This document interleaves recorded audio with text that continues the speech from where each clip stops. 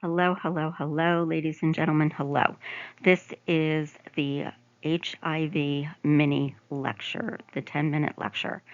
HIV disease is most commonly a sexually transmitted disease, although a significant number of individuals will contract the disease by IV drug use.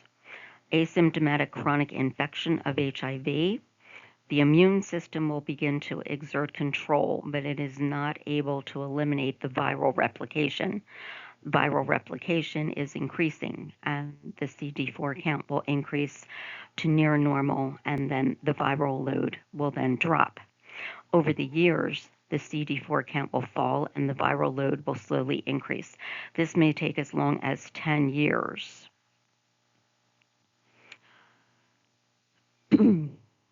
When we're thinking about acquired immune deficiency syndrome, when we're thinking about AIDS, it is commonly occurring, the commonly occurring AIDS-defining illnesses are pneumocystic carinii pneumonia, which is PCP, Mycobacterium avium complex, toxoplasmosis, esophageal candidiasis, recurrent bacterial pneumonia. Some target organs that HIV will aim for, that's why it's called a target organ, is the kidney, the cardiovascular system, and the peripheral and the central nervous system. On page 447, box 22.2, progression through HIV and the AIDS stages. Please know that box.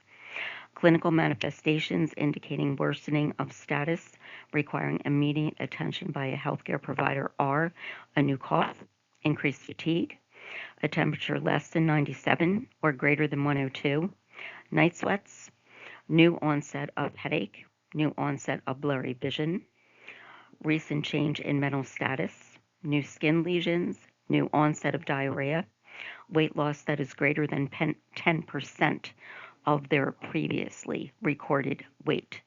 On page 447, table 22.2, clinical manifestations of HIV and probable causes. The U.S. Preventative Task Force recommends annual screening for HIV infection in adolescents and adults 15 years to 65 years. Medications for HIV prophylaxis. If an HIV positive individual has a CD4 count of 200 cells or less, prophylaxis to reduce the risk of OIs, such as toxoplasmosis and PCP, is initiated before they can start their antiretrovirals.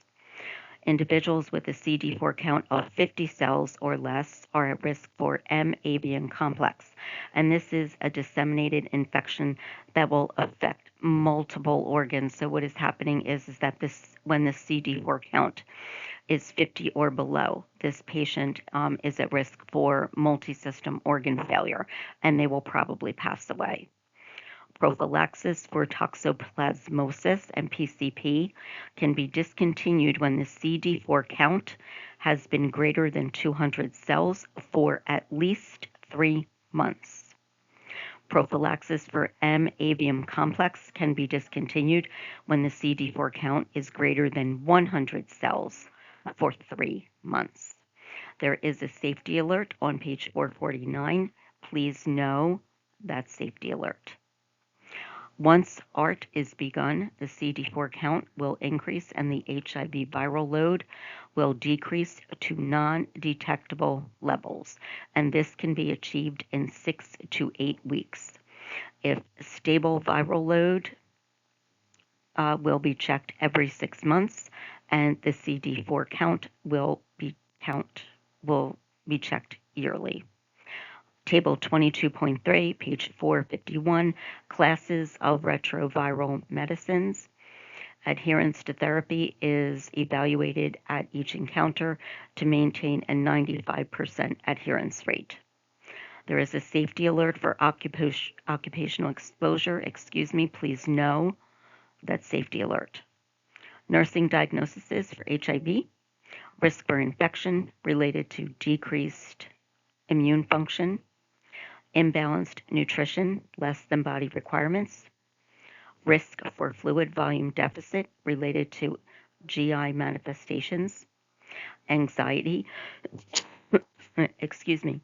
related to disease diagnosis or the progression of the disease. Knowledge deficit always related to self-care and the disease process. Some nursing interventions we are going to assess because we are nurses. We are going to assess temperature, pulse, respirations, and oxygen saturation. Fever is the first indicator of infection. Hypoxemia related to PCP. Patient education will be adherence to the treatment regimen. Adherence is essential in managing the progression of the disease. Taking medications as ordered and at the same time each day. This can be accomplished by planning the administration times of the medications around activities of daily living.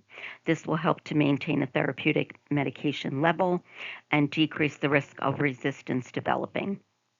And then how do I know? How do I know that I've done a good job taking care of this patient with HIV, evaluating care outcomes? Individuals with HIV can live a normal lifespan when they are adherent to their therapy. The response to ART is determined by measuring the CD4 count and the viral load. Within 6 to 8 weeks of beginning therapy, there is an increase in the CD4 count and then a decrease in the viral load. As always, ladies and gentlemen, thank you for your time and attention. Please reach out if you have any questions, comments, concerns, if there is anything that I can do to help. And again, let me just say that it has been an honor and a pleasure to meet you and to be part of your nursing journey. Thank you.